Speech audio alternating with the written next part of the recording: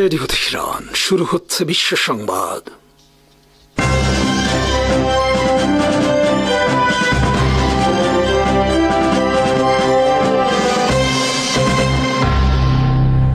শুরুতেই সংবাদ শিরোনাম। আসসালামু আলাইকুম। পাকিস্তান আফগানিস্তান তীব্র যুদ্ধ, নিহত উভয় পক্ষের অর্ধশতাধিক সেনা। জম্মু কাশ্মীরকে ভারতের অংশ হিসেবে স্বীকৃতি আফগানিস্তানের, তীব্র প্রতিক্রিয়া পাকিস্তানের। রেয়ার আর্থ নিয়ে তীব্র হচ্ছে যুক্তরাষ্ট্র চীন বাণিজ্য যুদ্ধ, লন্ডভন্ড হবার পথে যুক্তরাষ্ট্রের সিলিকন ভ্যালি সহ অর্থনীতি। বেলুচিস্তান প্রদেশের সীমান্ত অঞ্চলে তীব্র যুদ্ধ ছড়িয়ে পড়েছে পাকিস্তান ও আফগানিস্তানের মধ্যে। শনিবার ভোররাতে উভয় পক্ষের যুদ্ধে নিহত হয়েছে দুই পক্ষের অর্ধশতাধিক সেনা। বেলুচিস্তান প্রদেশের খাইবার পাখতুনখোয়া অঞ্চলের প্রায় 1 ডজন সীমান্ত স্পটে এই যুদ্ধের ঘটনা ঘটেছে। শনিবার ভোররাতে আফগানিস্তান প্রথমে পাকিস্তানের বিরুদ্ধে হামলা চালিয়েছে বলে স্বীকার করেছে তালেবান সরকার। তালেবান প্রতিরক্ষা মন্ত্রী এনায়েতুল্লাহ খারিজমি বলেছেন, শনিবার ভোররাতে আমরা পাকিস্তান সেনাদের বিরুদ্ধে সফল হামলা চালিয়েছি।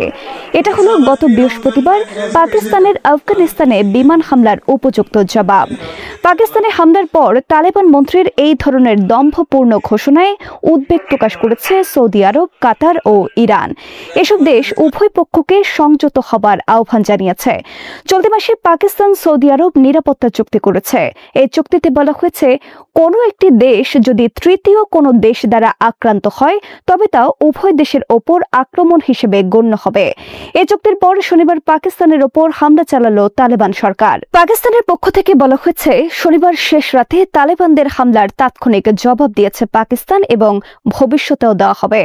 আল জাজিরা বিবিসির খবরে বলা হয়েছে, শুক্রবার পাকিস্তানের খাইবার পাখতুনখোয়া অঞ্চলের কুরান কুররাম, আঙ্গুর আড্ডা, বাডামচা বাজাউর দার অঞ্চলে পাকিস্তান আফগানিস্তান সেনাদের মধ্যে ভারী গোলাগুলির ঘটনা ঘটেছে। তালেবানরা জানিয়েছে, সীমান্তবর্তী কয়েকটি এলাকায় পাকিস্তান সেনা লক্ষ্য করে হামলা চালানো হয়েছে। কারণ গত বৃহস্পতিবার পাকিস্তান আফগানিস্তানে বিমান হামলার মাধ্যমে আফগানিস্তানের সার্বভৌমত্ব লঙ্ঘন করেছে। পাকিস্তানের স্বরাষ্ট্রমন্ত্রী মহসিন নকভি বলেছেন, তালেবানরা পাকিস্তানের নিরীহ মানুষের ওপর হামলা চালিয়েছে। আমরা প্রতিটি হামলার উপযুক্ত জবাব দেব। নকভি বলেন, তালেবান সরকার আগুন নিয়ে খেলা করছে। পাকিস্তানের এক্সপ্রেস ট্রিবিউনের খবরে বলা হয়েছে, সীমান্ত যুদ্ধে উভয় পক্ষের অর্ধশতাধিক সেনা নিহত হয়েছে। পাকিস্তান অভিযোগ করেছে, ভারতপন্থী ফিতনা আল খারিজ, ফিতনা আল হিন্দুস্তানি এবং পাকিস্তানের তালেবান সন্ত্রাসীরা আফগানিস্তানের সহায়তায় সীমান্তে হামলা চালিয়েছে শনিবার শেষ রাতে। গত বৃহস্পতিবার পাকিস্তান বিমান হামলা চালায় আফগানিস্তানের কাবুল এবং পাতাকিয়া সীমান্ত এলাকায়। আন্তর্জাতিক গণমাধ্যমের খবরে বলা হয়েছে, পাকিস্তানের তালেবান টিটিপি ঘাঁটি লক্ষ্য করে এই হামলা চালিয়েছে পাকিস্তান। পাকিস্তানের অভিযোগ, টিটিপি সন্ত্রাসীদের আশ্রয় দিচ্ছে তালেবান সরকার। কেবল তাই নয়, তালেবান সরকার ভারতকে সাথে নিয়ে পাকিস্তানের অভ্যন্তরে সন্ত্রাসী কার্যকলাপ পরিচালনা করছে। বর্তমানে দিল্লিতে দাঁড়িয়ে তালেবান পররাষ্ট্রমন্ত্রী আমির খান মুত্তাকি পাকিস্তানের বিরুদ্ধে বিষোদ্গার করেছেন। শুক্রবার নয়াদিল্লি থেকে ভারত আফগানিস্তান এক যৌথ বিবৃতি প্রকাশ করেছে, যাতে জম্মু কাশ্মীরকে ভারতের অংশ বলে উল্লেখ করা হয়েছে। এই যৌথ বিবৃতির তীব্র প্রতিবাদ জানিয়েছে পাকিস্তান। পাকিস্তান পররাষ্ট্র মন্ত্রণালয়ের বিবৃতিতে বলা হয়েছে, ভারত ও আফগানিস্তানের এই দাবি জাতিসংঘের নিরাপত্তা পরিষদের প্রস্তাবের সম্পূর্ণ লঙ্ঘন। বিবৃতিতে বলা হয়েছে, কাশ্মীর গায়ের জোরে অবৈধভাবে দখল করে রেখেছে ভারত। পাকিস্তানের এই প্রতিবাদ পৌঁছে দেওয়া হয়েছে আফগান সরকারের কাছে। বিবৃতিতে আরো বলা হয়েছে, সন্ত্রাসবাদ পাকিস্তানের অভ্যন্তরীণ সমস্যা। চীনের বিরুদ্ধে ডোনাল্ড ট্রাম্পের সর্বশেষ 100% শুল্ক বৃদ্ধির পেছনে রয়েছে রেয়ার আর্থ। চীন সম্প্রতি সিদ্ধান্ত নিয়েছে, সারা বিশ্বে তারা রেয়ার আর্থ রপ্তানি উল্লেখযোগ্য মাত্রায় কমিয়ে দেবে। চীন সরকার তাদের এই সিদ্ধান্তের কথা আনুষ্ঠানিক চিঠির মাধ্যমে জানিয়েছে বিশ্বের বিভিন্ন দেশের সরকারকে। ডোনাল্ড ট্রাম্প এটি জানতে পেরে শুক্রবার চীনের বিরুদ্ধে নতুন করে শুল্ক যুদ্ধ ঘোষণা করেন। চীন রেয়ার আর্থ রপ্তানি সীমিত করার সিদ্ধান্ত নিয়েছিল। তাদের বিরুদ্ধে ট্রাম্পের আগে থেকে থেকে চলে আসা শুল্ক যুদ্ধের প্রতিবাদ হিসেবে। কিন্তু ট্রাম্প চীনা এই পদক্ষেপের বিরুদ্ধে আরো বড় আকারে শুল্ক যুদ্ধের ঘোষণা দিলেন। ফলে তীব্র আকার হতে চলেছে দুই দেশের বাণিজ্য যুদ্ধ। 17টি বিরল খনিজ সম্পদ রেয়ার আর্থ নামে পরিচিত। বর্তমানে সারা বিশ্বে যত রেয়ার আর্থ রয়েছে তার 61% মজুদ রয়েছে কেবলমাত্র চীনে। আর বিশ্বে যত প্রক্রিয়াজাত রেয়ার আর্থ রপ্তানি হয় তার 92%ই করে থাকে চীন। এর কারণ বিশ্বের অনেক দেশে রেয়ার আর্থ পাওয়া গেলেও সেসব প্রক্রিয়ার প্রযুক্তি ও কৌশল জানা নেই তাদের। এমনকি যুক্তরাষ্ট্রেরও এই ক্ষেত্রে চীনের ধারে কাছেও নেই। যুক্তরাষ্ট্র যেসব ভারী রেয়ার আর্থ উত্তোলন করে সেগুলো তারা প্রক্রিয়াজাত করে চীনের সাহায্যে। তাছাড়া যুক্তরাষ্ট্র তাদের প্রয়োজনীয় রেয়ার আর্থের 70% আমদানি করে চীন থেকে। চীন উদ্ভাবন করেছে রেয়ার আর্থ প্রক্রিয়ার বিস্ময়কর প্রযুক্তি ও কৌশল, যে কারণে রেয়ার আর্থ রপ্তানির ক্ষেত্রে গোটা বিশ্বে একচেটিয়া দখল চীনের। স্মার্টফোন থেকে শুরু করে যুক্তরাষ্ট্রের সর্বাধুনিক F-35 যুদ্ধ বিমান তৈরি করতে লাগে রেয়ার আর্থ। সব ধরনের যুদ্ধ বিমান, বেসামরিক বিমান, মিসাইল, সাবমেরিন, স্যাটেলাইট, পারমাণবিক চুল্লি থেকে শুরু করে আধুনিক সমস্ত সমরাস্ত্র, লেজার, সকল ধরনের স্মার্টফোন তৈরিতে ব্যবহার করা হয় রেয়ার আর্থ। এছাড়া ইলেকট্রিক যানবাহনের ব্যাটারি, বিদ্যুৎ উৎপাদনের turbine, computer, LED screen, flat TV screen, MRI scanner সহ গোটা বিশ্বের বিদ্যুৎ চালিত সমস্ত গুরুত্বপূর্ণ জিনিসপত্র তৈরিতে অপরিহার্য এই রেয়ার আর্থ। আর এটি তারা কিনে থাকে চীনের কাছ থেকে। ডোনাল্ড ট্রাম্প অভিযোগ করেছেন চীন রেয়ার আর্থের মাধ্যমে বিশ্বকে জব্দ করতে চায়, কিন্তু তারা জানে না আমাদের কাছে আরো বড় অস্ত্র আছে তাদের জব্দ করার জন্য। শুক্রবার চীনের বিরুদ্ধে 100% শুল্ক আরোপের পর এই মন্তব্য করেন তিনি। ট্রাম্প তার ব্যক্তিগত সামাজিক যোগাযোগ মাধ্যমে লিখেছেন, চীন আচমকা অদ্ভুত এক কাজ করেছে। ওরা সারা বিশ্বকে চিঠি পাঠিয়ে বলেছে বিরল খনিজ সম্পদ সংক্রান্ত সকল পণ্য রপ্তানি নিয়ন্ত্রণ করবে। এমন ঘটনা আগে কেউ দেখেনি। এতে বাজার আটকে যাবে, সব দেশই ক্ষতিগ্রস্ত হবে। প্রকাশিত খবরে বলা হয়েছে, রেয়ার আর্থ রপ্তানি নিয়ন্ত্রণ বিষয়ক চীনা চিঠি পেয়ে কয়েকটি দেশ ক্ষুব্ধ হয়ে যোগাযোগ করেছে ট্রাম্প প্রশাসনের সাথে, যা ট্রাম্পকে আরো খেপিয়ে তুলেছে। এরপর ট্রাম্প লেখেন, গত 6 মাস ধরে ওদের সাথে আমাদের ভালো সম্পর্ক ছিল, কিন্তু তারা এখন সেই সিদ্ধান্ত নিল তাতে বিশ্ববাজারে অচলাবস্থা দেখা দেবে। ওদেরকে বিশ্ববাজার অচল করার সুযোগ দেওয়া হবে না। চীন একচেটিয়া একটা অবস্থান নিতে চাইছে, কিন্তু আমেরিকার অবস্থানও একচেটিয়া এবং সেটা চীনের চাইতে অনেক বেশি শক্তিশালী। এখন পর্যন্ত আমি তা ব্যবহার করার প্রয়োজন মনে করিনি, এবার তা করতে হবে। চলতি মাসের শেষে দক্ষিণ কোরিয়ার একটি সম্মেলনে শি জিনপিং এর সাথে ডোনাল্ড ট্রাম্পের দ্বিপাক্ষিক বৈঠকের কথা ছিল। এই বৈঠক বাতিল করে ট্রাম্প লিখেছেন তার আর প্রয়োজন নেই। বিশ্লেষকদের মতে রেয়ার আর্থ রপ্তানি সীমিতকরণ এবং এর বিরুদ্ধে ট্রাম্পের 100% শুল্ক নিয়ে যদি জটিলতা দেখা দেয় তবে তা বড় আকারে লণ্ডভণ্ড করে দিতে পারে যুক্তরাষ্ট্রের অর্থনীতি। প্রথমত অচল হয়ে পড়বে যুক্তরাষ্ট্রের সমস্ত টেক কোম্পানি সহ সিলিকন ভ্যালি। দ্বিতীয়ত উচ্চ শুল্কের কারণে চীনা পণ্য আমদানি বন্ধ হয়ে যাবে। এর ফলে পণ্যের দাম যে ব্যাপকভাবে বৃদ্ধি পাবে তা নয়, বরং বাজার থেকে উধাও হয়ে যাবে অনেক অপরিহার্য পণ্য। বর্তমানে বিশ্বে আর্টিফিশিয়াল ইন্টেলিজেন্সে চিপস তৈরির সবচেয়ে বড় প্রতিষ্ঠান হল যুক্তরাষ্ট্রের এনভিডিয়া। এনভিডিয়া তাদের চিপস তৈরিতে ব্যবহার করে থাকে চীনার রেয়ার আর্থ। 2026 সালে প্রতিষ্ঠানটি চিপস তৈরির ক্ষেত্রে $100 বিলিয়ন বিনিয়োগের সিদ্ধান্ত নিয়েছে। যুক্তরাষ্ট্রের ক্যালিফোর্নিয়া ভিত্তিক অপর একটি টেক জায়ান্ট হল সান্তা ক্লারা। সান্তা ক্লারার বাজার মূলধনের পরিমাণ $5000 বিলিয়ন। ট্রাম্পের বাণিজ্য যুদ্ধের কারণে এই ধরনের আরো বড় বড় সব টেক জায়ান্ট দেউলিয়া হয়ে যেতে পারে। ইতিমধ্যে শুক্রবার চীনের বিরুদ্ধে ট্রাম্পের নতুন করে 100% শুল্ক বৃদ্ধির ঘোষণার পরপরই বড় বড় সব টেক জায়ান্টের শেয়ারের দরপতন ঘটেছে গড়ে 2.5%। অনেক বিশ্লেষকের মতে ট্রাম্পের হাত ধরেই পতন ঘটতে পারে বিশ্বব্যাপী যুক্তরাষ্ট্রের একচ্ছত্র আধিপত্যের। সিএনএন এর বিশ্লেষণে বলা হয়েছে, যুক্তরাষ্ট্র সহ গোটা বিশ্ব যেহেতু রেয়ার আর্থের ক্ষেত্রে প্রায় পুরোপুরি চীনের উপর নির্ভরশীল, তাই এবার চীন এই বিরল পণ্যকে যুক্তরাষ্ট্রের বাণিজ্য যুদ্ধের বিরুদ্ধে অস্ত্র হিসেবে ব্যবহারের কৌশল গ্রহণ করল।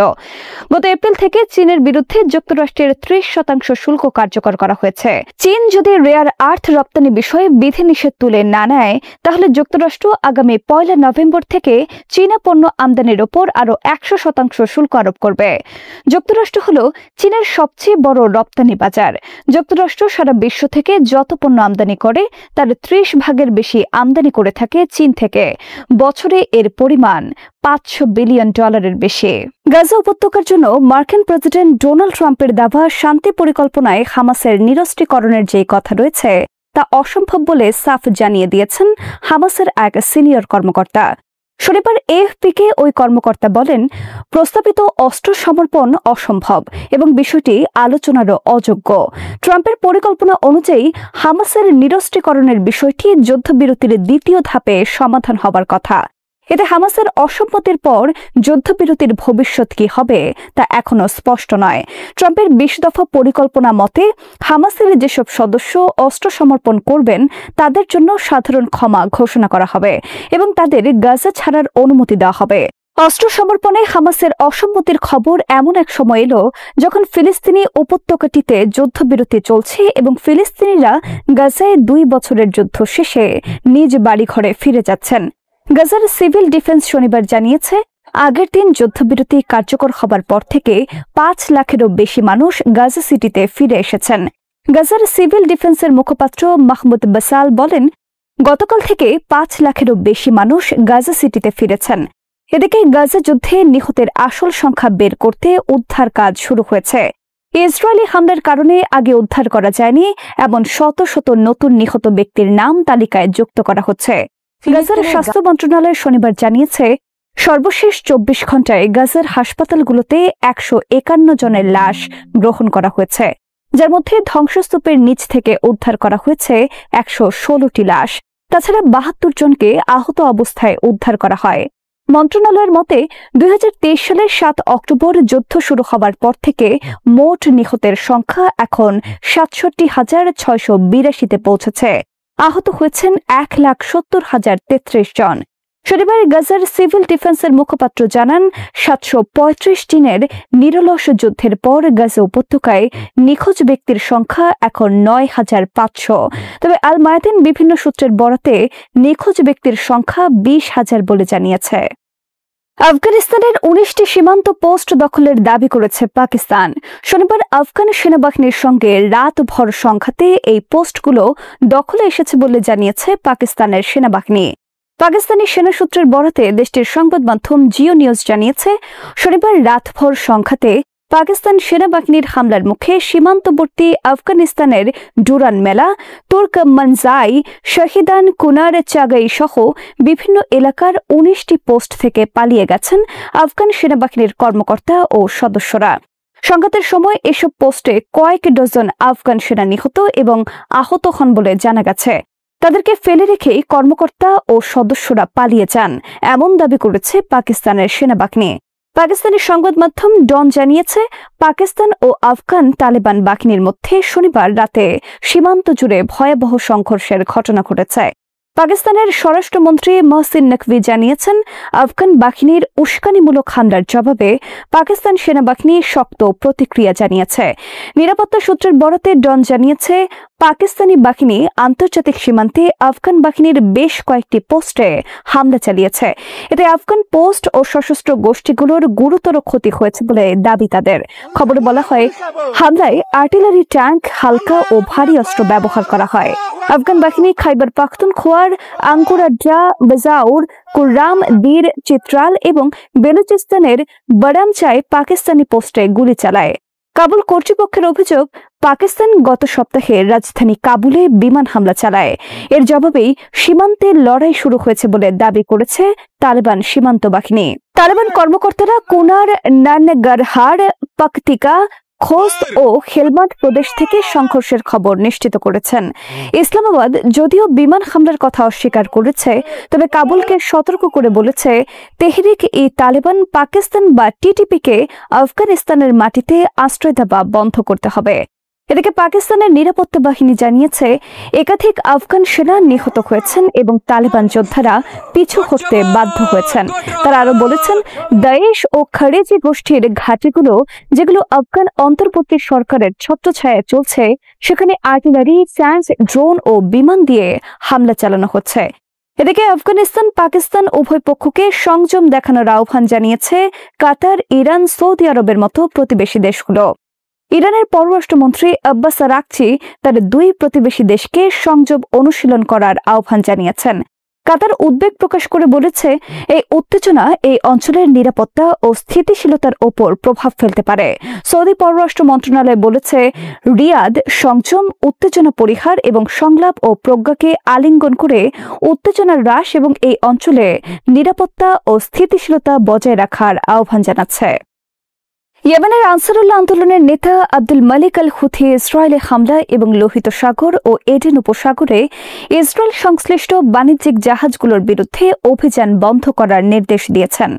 রাশিয়ার সংবাদ সংস্থা তাস আনসারুল্লাহর একটি সূত্রের বরাতে জানিয়েছে, যতদিন ইসরায়েল গাজা উপত্যকায় যুদ্ধবিরতি চুক্তি মেনে চলবে ততদিন ইসরায়েলে হামলা বন্ধ রাখার নির্দেশ দিয়েছেন আল হুথি। খবরে বলা হয়, গাজায় যুদ্ধের সক্রিয় পর্ব শেষ হবার পর ইসরায়েল এবং এর সঙ্গে যুক্ত বাণিজ্যিক জাহাজগুলোর বিরুদ্ধে সব ধরনের অভিযান স্থগিত করার নির্দেশনা আসে। ইয়েমেনের নেতা এই চুক্তির শর্তাবলী মেনে চলার ক্ষেত্রে ইসরায়েলের কার্যকলাপের ওপর নজর রাখার নির্দেশ দিয়েছেন। ফিলিস্তিনিদের সমর্থনে ইয়েমেনের পরবর্তী পদক্ষেপগুলো এর ওপর নির্ভর করবে বলে জানান তিনি। যুদ্ধের শুরু থেকে গাজার সমর্থনে ইসরায়েলের নিয়মিত ক্ষেপণাস্ত্র ও ড্রোন হামলা চালিয়েছে ইয়েমেনের হুথি সমর্থিত সশস্ত্র বাহিনী। একই সঙ্গে লোহিত সাগর ও এডেন উপসাগরে ইসরায়েল সংশ্লিষ্ট জাহাজগুলোতে অভিযান চালান তারা। এতে কার্যত এই গুরুত্বপূর্ণ সমুদ্র পথ অচল হয়ে পড়ে এবং ইসরায়েলি বন্দরগুলোতে স্থবিরতা নেমে আসে। ইসরায়েলের অর্থনীতিতে এই পদক্ষেপ বিশাল নেতিবাচক প্রভাব ফেলেছে বলে জানিয়েছেন ইসরায়েলি বিশ্লেষকরা। ইরানের পররাষ্ট্রমন্ত্রী আব্বাস আরাকচি গাজা উপত্যকায় ইসরায়েলের গণহত্যা বন্ধে সম্পাদিত যুদ্ধবিরতি চুক্তিকে স্বাগত জানিয়েছেন। তবে তেল আবিব আগের চুক্তিগুলো বারবার ভঙ্গ করায় গুরুতর সতর্কতা অবলম্বনের পরামর্শ দিয়েছেন তিনি। এই কূটনীতিক শনিবার এক বিস্তৃত টেলিভিশন সাক্ষাৎকারে যুদ্ধবিরতি পরিকল্পনার প্রথম ধাপ বাস্তবায়নে ফিলিস্তিনি প্রতিরোধ আন্দোলন হামাসের সম্মত হওয়া নিয়ে কথা বলছিলেন। আরাকচি বলেন, গাজার জনগণের বিরুদ্ধে অপরাধ ও গণহত্যা বন্ধ করবে এমন যে কোনো পরিকল্পনা বা উদ্যোগকে আমরা সবসময় সমর্থন করেছি। তবে জায়নবাদী শাসনের প্রতি আমাদের বিন্দুমাত্র আস্থা নেই। তারা একাধিকবার যুদ্ধবিরতি লঙ্ঘন করেছে। তিনি মনে করিয়ে দেন, ফিলিস্তিনি গোষ্ঠীগুলো শুধুমাত্র প্রস্তাবের প্রথম ধাপে সম্মত হয়েছে, সামনে আরও কঠিন পর্যায় রয়েছে। আরাকচি বলেন, গাজার বিষয়ে যুক্তরাষ্ট্রের দাবি এবং ইসরায়েলের প্রতিশ্রুতি নিয়ে ইরানের গুরুতর সন্দেহ রয়েছে। সাক্ষাৎকারে তিনি ইরানে উস্কানিবিহীন ও অবৈধ ইসরায়েলি হামলার দিকে ইঙ্গিত করে বলেন, দেশের সশস্ত্র বাহিনী সর্বোচ্চ সতর্কাবস্থায় রয়েছে, কারণ ইসরায়েলের প্রতারণার আশঙ্কা খুবই বেশি। আঞ্চলিক বিষয়গুলোকে ইরানের পরমাণু আলোচনার সঙ্গে যুক্ত করার চেষ্টার বিষয়েও কথা বলেন তিনি। দুই বিষয়ের মধ্যে যে কোনো সংযোগ পুরোপুরি প্রত্যাখ্যান করে আরাকচি বলেন, আমরা সবসময় স্পষ্টভাবে বলেছি, আমাদের আলোচনা শুধুমাত্র পারমাণবিক ইস্যুর মধ্যে সীমাবদ্ধ। আমরা প্রতিরোধ অক্ষ নিয়ে এখানে আলোচনা করতে চাই না। লেবাননের পার্লামেন্ট স্পিকার নবিহ বেরি দক্ষিণ লেবাননের আল মুসিলেহ এলাকায় ইসরায়েলি হামলার তীব্র নিন্দা জানিয়েছেন। তিনি ওই হামলাকে লেবানন ও লেবাননের জনগণের ওপর হামলা হিসেবে বর্ণনা করেন। এই হামলা লেবানন এবং দক্ষিণ লেবাননের বাসিন্দাদের দৃঢ় সংকল্পের ওপর কোনো প্রভাব ফেলবে না বলে প্রত্যয় ব্যক্ত করে নবিহ বেরি বলেন, ইসরায়েলের নৃশংস আগ্রাসনের কারণে আমাদের জনগণের বিশ্বাস এবং নীতিতে পরিবর্তন আসবে না। তিনি এই হামলাকে ইহুদিবাদীদের আগ্রাসী প্রকৃতির লক্ষণ উল্লেখ করে বলেন, এই আক্রমণ আল মুসিলেহ এলাকা এবং এর বাসিন্দা, শিল্পপতি ও শিল্প কেন্দ্রগুলোর ওপর নয়, বরং লেবানন এবং এর জনগণের ওপর হামলা। তিনি ইহুদি শত্রুর বিরুদ্ধে ঐক্যের প্রয়োজনীয়তার উপর জোর দেন। শনিবার ইসরায়েলের যুদ্ধবিমানগুলো লেবাননের আকাশসীমা লঙ্ঘন করে দক্ষিণ লেবাননের সিডন গভর্নরেটরের মুসিলেহ শহরে গাড়ি এবং বুলডোজার সহ ভারী সড়ক নির্মাণ সরঞ্জামের প্রদর্শনীতে বোমা হামলা চালায়। এতে নির্মাণ সরঞ্জামের ব্যাপক ক্ষতি হয় এবং একজন নিহত এবং বেশ কয়েকজন আহত হন। এদিকে হামলার তীব্র নিন্দা জানিয়ে লেবানন সরকারকে কঠোর অবস্থান গ্রহণের আহ্বান জানিয়েছে হিজবুল্লাহ। সংগঠনটি জানিয়েছে, তারা এই আগ্রাসনকে বেসামরিক নাগরিক এবং অর্থনৈতিক অবকাঠামোকে বারবার এবং ইচ্ছাকৃতভাবে লক্ষ্যবস্তু করার একটি বৃহত্তর পরিকল্পনার অংশ বলে মনে করে। হেজবুল্লাহ বলেছে, এই হামলায় এমন দেশগুলোর জ্ঞাতসারে ঘটছে যারা যুদ্ধবিরতি চুক্তি এবং এর তদারকির নিশ্চয়তা দিয়েছে। তাছাড়া আরব ও আন্তর্জাতিক নীরবতা এটিকে আরো সহজ করে দিচ্ছে। এতে মার্কিন সমর্থন নিয়ে শত্রুরা আরো হামলায় উৎসাহিত হচ্ছে। ইরানের নতুন শক্তি, নেতানিয়াহুর আতঙ্ক নাকি কূটনৈতিক চাল? মধ্যপ্রাচ্যে আবারও বাড়ছে উত্তেজনা। এবার কেন্দ্রবিন্দু ইরান। দেশটি নাকি এমন এক ক্ষেপণাস্ত্র তৈরি করেছে যা 11,000 কিলোমিটার দূর পর্যন্ত আঘাত হানতে পারে, অর্থাৎ যুক্তরাষ্ট্রের পূর্ব উপকূল পর্যন্ত পৌঁছাতে সক্ষম এই অস্ত্র। এমন দাবি ছড়িয়ে পড়তেই কেঁপে উঠেছে ইসরায়েল। প্রধানমন্ত্রী বেনিয়ামিন নেতানিয়াহু প্রকাশ্যে বলেছেন, ইরান এখন আন্তঃমহাদেশীয় ব্যালিস্টিক মিসাইল ICBM তৈরিতে সফল, যা পরমাণু বোমা বহনে সক্ষম। ইসরায়েলের প্রধানমন্ত্রী একে বৃহৎ বিপদ হিসেবে বর্ণনা করেছেন। তার ভাষায়, আমরা ইরানের পারমাণবিক অস্ত্রের আওতায় থাকতে চাই না। তবে তিনি এটাও ইঙ্গিত দিয়েছেন যে ইসরায়েল ও যুক্তরাষ্ট্র যৌথভাবে এমন এক প্রতিরক্ষা ব্যবস্থা তৈরি করছে যা ইরানের এই হুমকিকে মোকাবিলা করতে পারবে। নেতানিয়াহুর মতে, দুই দেশ মিলে বিশ্বের সবচেয়ে উন্নত প্রতিরক্ষা প্রযুক্তি তৈরি করছে, যার লক্ষ্য একটাই, ইরানের ক্ষমতাকে দমিয়ে রাখা। কিন্তু ঘটনাটি এখানেই থেমে নেই। আন্তর্জাতিক পর্যবেক্ষকরা বলছেন, ইরান এখন আর একা নয়। চলতি বছরের শুরুতেই দেশটি রাশিয়ার সঙ্গে 20 বছরের একটি কৌশলগত চুক্তি করেছে। সেই চুক্তির আওতায় রাশিয়া ইরানকে সামরিক ও প্রতিরক্ষা খাতে সহায়তা দেবে। এরই অংশ হিসেবে মস্কো 48টি অত্যাধুনিক Su-35 যুদ্ধ বিমান ইরানকে দিতে যাচ্ছে।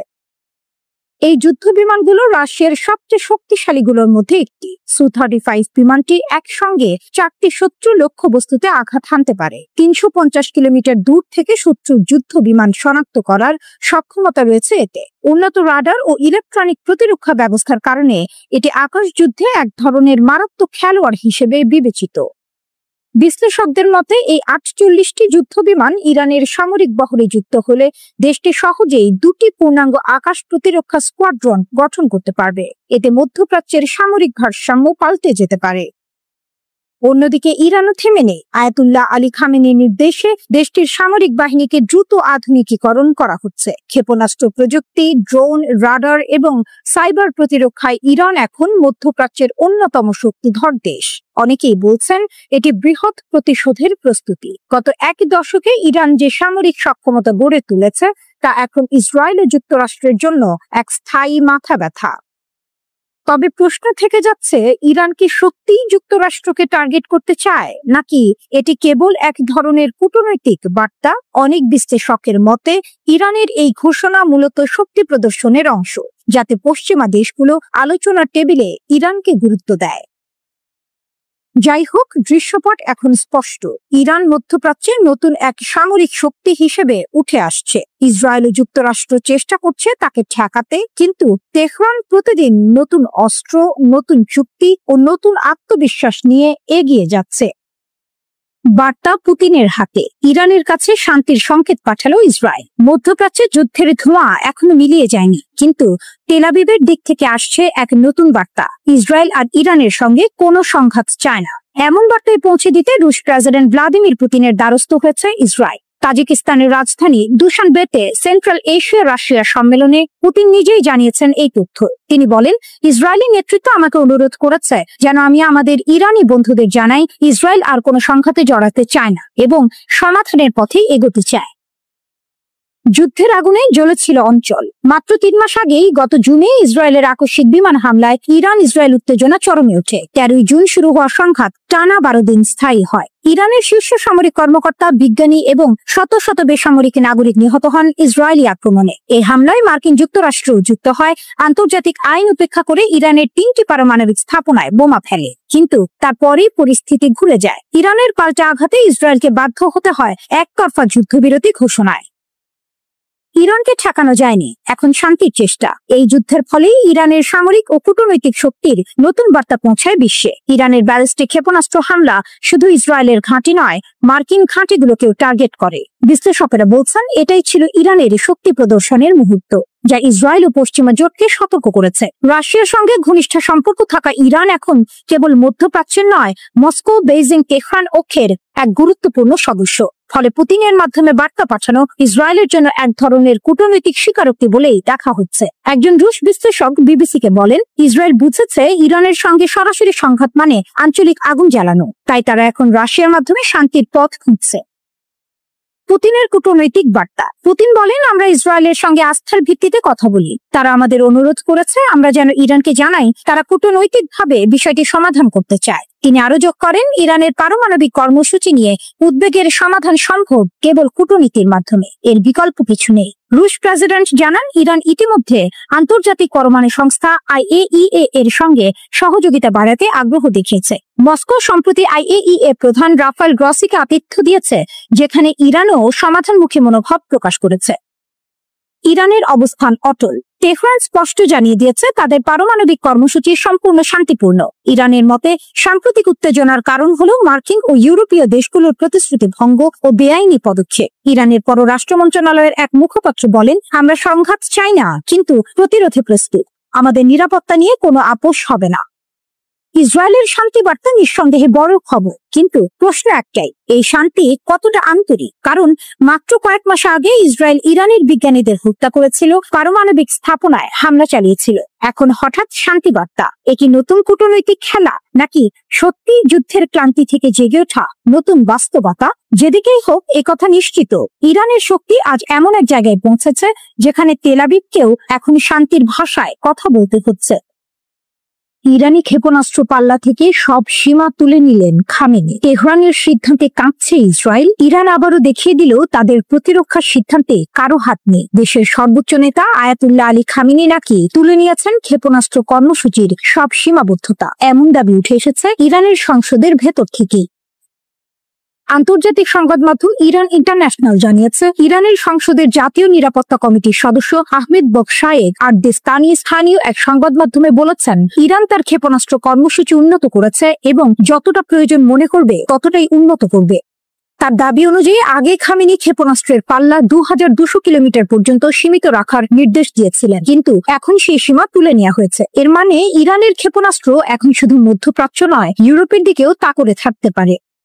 আরদেস্তানির ভাষায়, তেহরান আর কোনো নির্দিষ্ট সীমা মানবে না, কারণ এটি আমাদের সামরিক শক্তির সবচেয়ে গুরুত্বপূর্ণ উপাদান। আমরা আমাদের নিরাপত্তা ও প্রতিরক্ষার স্বার্থ অনুযায়ী সিদ্ধান্ত নেব, অন্য কারো চাপে নয়। এই এক বাক্যেই যেন ইরানের বার্তা স্পষ্ট। তেহরান এখন নিজের পথে হাঁটছে, আর কেউ সেই পথ থামাতে পারবে না।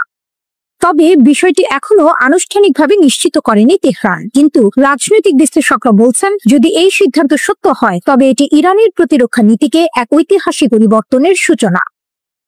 কারণ গত জুনে ইরান ও ইসরায়েলের মধ্যে যে ভয়াবহ উত্তেজনা দেখা দিয়েছিল, সেই ঘটনার পর থেকেই তেহরান তার সামরিক অবস্থান আরো দৃঢ় করছে।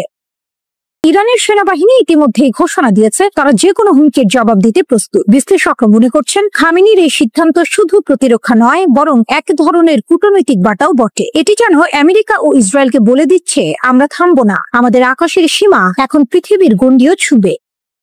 এরই মধ্যে ইরানের পররাষ্ট্রমন্ত্রী আব্বাস আরাকচি অভিযোগ করেছেন, ইসরায়েল ওয়াশিংটনকে বিভ্রান্ত করতে ইরানের আন্তঃমহাদেশীয় ক্ষেপণাস্ত্র নিয়ে মিথ্যা প্রচার চালাচ্ছে। তিনি বলেন, তেহরানের লক্ষ্য প্রতিরক্ষা, আগ্রাসন নয়, কিন্তু কেউ যদি আমাদের সীমা অতিক্রম করে আমরা চুপ থাকবো না। এই অবস্থান ইরানের আত্মবিশ্বাসের প্রতীক হয়ে উঠেছে। যে দেশ একসময় আন্তর্জাতিক নিষেধাজ্ঞায় নিঃস্ব হয়ে পড়েছিল, সেই দেশ আজ নিজের প্রযুক্তি, নিজের বিজ্ঞান, নিজের মাটির শক্তিতে তৈরি করেছে হাজার কিলোমিটার দূরের শত্রু ধ্বংস করার ক্ষমতা। বিশ্লেষকদের মতে এই সিদ্ধান্ত মধ্যপ্রাচ্যে নতুন করে শক্তির ভারসাম্য বদলে দিতে পারে। সৌদি আরব, ইসরায়েল ও যুক্তরাষ্ট্র যেখানে তেহরানের অগ্রগতি ঠেকাতে মরিয়া, সেখানে খামেনির এই পদক্ষেপ যেন বলছে, আমরা ভয় পাই না, আমরা প্রস্তুত। তেহরানের আকাশ এখন শুধু রক্ষা নয়, প্রতিরোধের প্রতি। আর খামেনির এক সিদ্ধান্ত যেন নতুন করে লিখে দিল, ইরানের ক্ষেপণাস্ত্রের সীমা নেই, সীমা কেবল তাদের প্রতিজ্ঞায়। ট্রাম্পের জন্য ভয়ঙ্কর বার্তা। রাতের অন্ধকারে ইরানের ক্ষেপণাস্ত্রের গর্জন। রাত ছিল নীরব, মরুভূমির আকাশে তারারা ঝলমল করছিল। হঠাৎই সেই নীরবতা ভেঙে দিল আগুনের রেখা। তেহরানের আকাশ চিরে উঠে গেল 3টি ব্যালিস্টিক ক্ষেপণাস্ত্র। দূর থেকে মনে হচ্ছিল যেন বজ্রপাত আকাশে বিদীর্ণ করছে। আর সেই মুহূর্তেই সারা বিশ্বের স্ক্রিনে ছড়িয়ে পড়ল এক নতুন আতঙ্ক, এক নতুন বার্তা, ইরান থেমে নেই। এই উৎক্ষেপণ কোনো সাধারণ মহড়া নয়, বরং ছিল মার্কিন প্রেসিডেন্ট ডোনাল্ড ট্রাম্পকে উদ্দেশ্য করে ছুঁড়ে দেয়া এক সতর্কীকরণ। ইরান তার সবচেয়ে উন্নত কঠিন জ্বালানি চালিত সেকজিল ক্ষেপণাস্ত্র রাতের অন্ধকারে ছেড়ে প্রমাণ করল তারা এখনো দমে যায়নি। আতঙ্কের রাত, বিস্ময়ের ভোর। ইরানি মিডিয়া জানিয়েছে সেমনান ঘাঁটি থেকে উৎক্ষেপণ করা হয়েছে এই ক্ষেপণাস্ত্র। 2500 কিলোমিটার পাল্লার সেকজিল সহজেই ইসরায়েল, উপসাগরীয় দেশগুলো, এমনকি দক্ষিণ ইউরোপ পর্যন্ত পৌঁছে যেতে পারে। সোশ্যাল মিডিয়ায় ছড়িয়ে পড়া ভিডিওতে দেখা যায় ধোঁয়াহীন ঝড়ের গতিতে আকাশে ছুটে চলেছে রকেট, যেন আকাশ নিজেই কেঁপে উঠছে। এই দৃশ্য শুধু ইরানের শক্তি নয়, বরং প্রতিরোধের ঘোষণা। জুন মাসে 12 দিনের রক্তক্ষয়ী ইরান ইসরায়েল যুদ্ধ শেষ হয়েছিল ট্রাম্পের হস্তক্ষেপে। তখন মনে করা হয়েছিল ইরান হয়তো শান্ত হবে, কিন্তু এই রাতের আগুন বলে দিল শান্তি নয়, প্রতিশোধের পথেই হাঁটছে তেহরান।